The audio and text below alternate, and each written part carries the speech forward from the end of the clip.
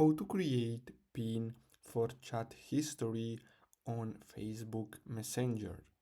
So the first step is to simply open Facebook Messenger app and then simply tap on these three horizontal lines in the top left corner, and then you're gonna have to simply go to your settings.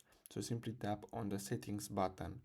Then you're gonna have to simply scroll down and tap on privacy and safety. Now here, as you can see under security, you have two different options. So you have app log and end-to-end encrypted chats. So basically the app log will create a pin for you where basically you're gonna have to enter it whenever you try to access your Messenger app.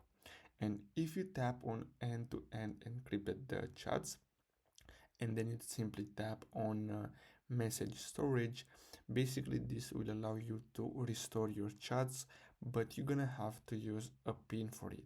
Now, as you can see, I already created a pin. So you're gonna see here an option to create your own pin. I'm gonna tap on reset pin, and then here you're gonna have to simply enter your pin, and basically that's all you have to do. So basically that's it for today's video. I really hope you found this video helpful. Don't forget to like and subscribe. Thanks for watching.